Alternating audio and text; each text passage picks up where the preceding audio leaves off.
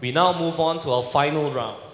Manifesto, budget, policy and ideology. I would like to invite Chong Zimin to give a 3-minute fact presentation.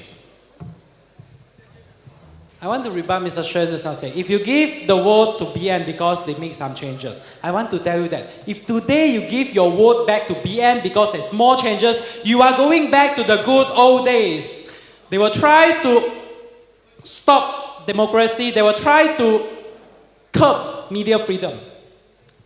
In terms of manifesto, let's talk about the first report that came out after BN unveiled the manifesto. Came from Bloomberg. What Bloomberg said? Najib unveils full manifesto similar to Anwar. Not what I say. Bloomberg from USA. And Muhyiddin said that it's Pakatan who copy us. He thinks that we are so stupid. Pakatan unveiled the manifesto 25th of February. BN on 6th of April. How can we copy them? Do we have a crystal ball, predict what they have, and then we come back, copy them? Take one very simple example. When Rafizi asked this, say that we want to abolish excise duty, sales duty on cars. What were the BN leaders' reaction? Tan Sri Muhammad Yaakob said, country will bankrupt. Ismail Sabri Yaakob said, it's not practical. Mukri said, it's confusing. Tajuddin Abdul Rahman said, it's not rational. And out of nowhere, suddenly Najib said, we want to reduce car prices by 30%. But we have no problem. Good policy deserves to be copied. You want to copy, you copy in full. But BN can only copy halfway. They cannot copy in full. Why? Take the car prices, for example. Pakistan say we reduce car prices 50%. BN say we reduce only 30%. Why cannot 50%? Where does the 20% goes? Goes into someone else's pocket. I help you, you help me. Talk about minimum wage. Pakatan say 1,100. They copy us. They say 900.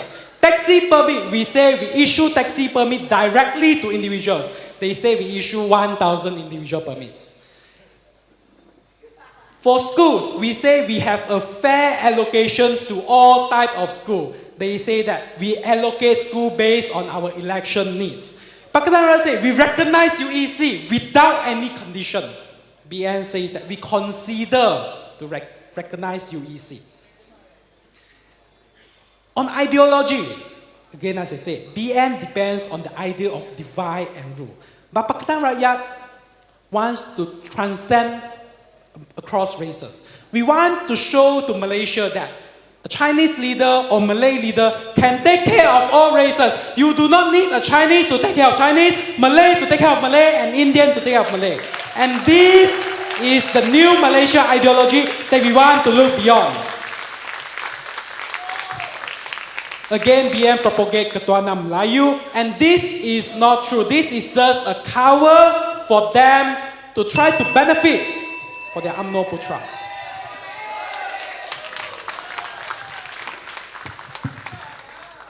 Chong Zimin, you're now invited to question Shen Yon for 1 minute. 15 years of budget deficit, consecutive year, since Anwar Ibrahim was the Deputy Prime Minister.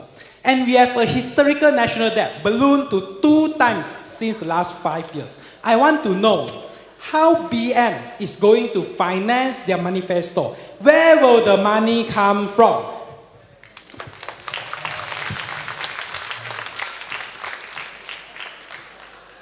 Oh, this is a very interesting question. Because this is a question I'm supposed to ask him. BN under Najib earning more than 200 billion revenue a year. That is BN under Najib. And don't talk about deficit when in your PR manifesto, PR 2013 budget, they also did claim that, I never manipulate, there are deficits in PR if PR want to come over. PR budget 2013, go and read. So if your budget also got deficit, why talk only about BN? This is very hypocrite. And PR is the last person on earth should ever talk about manifesto when only 15 of their 208 promises is being delivered, not only reported by us, also reported by the economics. Come on, that means out of 10 things they promise, they only can deliver 1.5. And Selangor MB said, manifesto is not a promises. And copy who lah. Most important is who deliver it. I copy you, so what? So Pia can only like this one lah. But cannot do. BN are the one who deliver. That is why it's so worse. 15% only deliver. Hello, since when Pakatan say reduce price by 50%, read properly, 20 by 30. That's number one. Number two, you talk about school allocation. Just now they not answer. Now want to simply talk. I said, BN give 100 million to Tamil school, to Chinese school. Why only Pakatan Raya 55 million? Until now you're gonna answer. Want to talk about the manifesto. Then suddenly talk about what manifesto ideology is for all. This is our Prime Minister lah. One Malaysia Prime Minister for Chinese, Indian, Malay, Kadazan, Bidayuh, and all Malaysian. And if they are truly multiracial, I challenge Lim Kit Siang and Lim Guan Eng to contest in Malay majority area. So overall, what credibility Pakatan Raya have to talk about the manifesto when they fail to deliver? Only 50% they can achieve, and they have to talk about who copy who. Hello, it's who deliver it. At the end of the day, it's not about talk. It's about who work like Kung Fu Panda.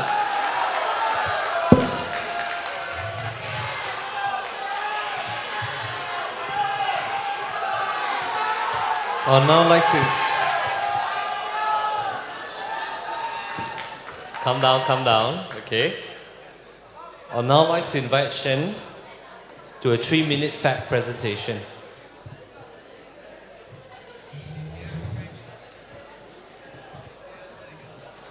Ladies and gentlemen, we do not need to gamble 5 years to know who is the better government, because the budget, the manifesto, and the buku jingle is the reflection of what you are going to happen 5 years from now, because that is their promises. That is what they say they are going to do.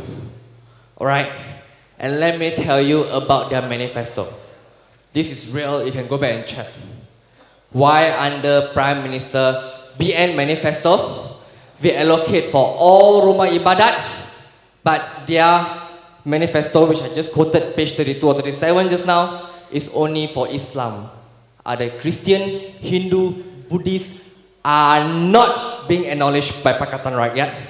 Number two, we're talking about vernacular school in the manifesto. It's not even BN manifesto because we already deliver. They can only talk 100 million versus 55 million. Number three, this is a very interesting fact. I'm not manipulating. Go back and read. I'm being very fair. Go and read PR manifesto. They want to increase job opportunity by 1 million by reducing the foreign cheap labor. Hey, hello. You want our Malaysian, Chinese, Malay, Indian to work as coolie in the construction, in the plantation? This is your economic policy? While Prime Minister promises 1 million new or 3 million new job for Malaysian is high income job. This is how much Pakatan Rakyat want the rakyat to continue to suffer. And number four, you analyze their women fund. Our BN women fund is for all types of women, whether it's housewife, single mothers, alright, and also entrepreneur women. Their women's fund, I never manipulate, check properly. It's only for women which are housewife. What about other women which are not housewife? And number five, why are the allocations for the Indian and also Chinese? They said they want to abolish race-based. Go and check their manifesto. If they really want to abolish race-based, why do they have special allocation for the Malay Felda and also the Orang Asli, but zero for Indians and also Chinese special allocation, which BN latest manifesto do have for the rakyat? So are they really race-based, or we are the one who are being race-based? Alright, next we talk about youth. Why are there no allocation for youth in PR manifesto? Most to most is to abolish PTPTN. Let me tell you, Anwar was the one who founded PTPTN, and now he wants to abolish it. So what are they talking about? What credibility are they talking about? And overall, do not believe them. They claim they want to reduce oil price. Hello, any economics in the world will know. If they really want to reduce the oil price, why in the budget 2013 I never manipulate? Anwar or Pakatan Rakyat never mentioned oil price will be reduced in PR budget 2013. Ini want to tipu rakyat sekali lagi kah?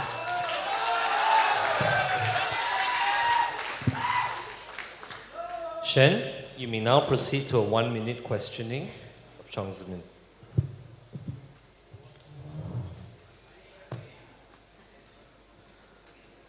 If out of 10 promises only 1.5 can deliver, if when you fail to deliver you said manifesto is not a promises, so do you think that you still want the rakyat to trust your manifesto, promises, jingle and budget that can be the benchmark that Pakatan Rakyat are worth it to be worked for?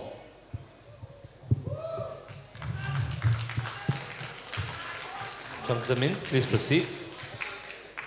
55 years in Merdeka, we have trusted BN. We voted BN into power, and where are we now?